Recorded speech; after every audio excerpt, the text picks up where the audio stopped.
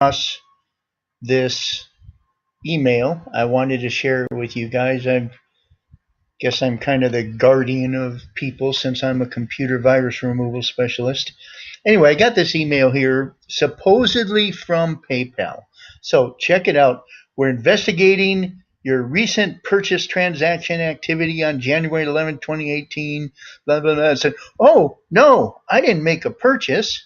So what do? We quickly open up the email, and it has all of this gobbledygook on it. In fact, let me make this, if I double click on this, I can get a full screen here of this.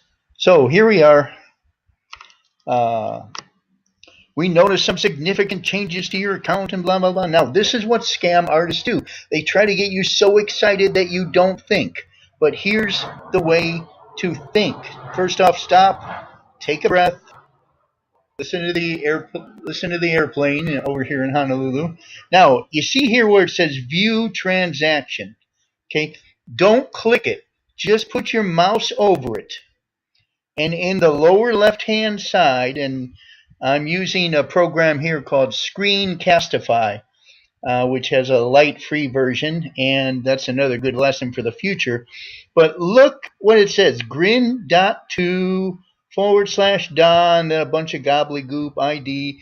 That's got nothing to do with PayPal.com whatsoever. So what I did just to verify, instead of clicking on this link, which would obviously send me to a spoof site of PayPal where I'm supposed to put in my PayPal username and PayPal password, and then they start taking money out of my account, of course. Instead, what I did was I opened up a brand new tab, and then I went right to my PayPal account itself to make sure that I had no transaction, and sure enough, I did not. So, once again, check the link to see what it is in the lower left-hand corner. Just put your mouse over it, mouse cursor over it. Don't click it at all, okay? And then if it doesn't say anything about PayPal, then that's not it. And watch out for subdomains too. It might be something like paypal.gotyou.com. And that's not PayPal either. That's a subdomain. So that's it for today. As soon as I got this email, I wanted to warn you folks about this. Feel free to utilize my services, both remotely for the English-speaking mainland United States and right here on Oahu, where I love to make house calls and help people.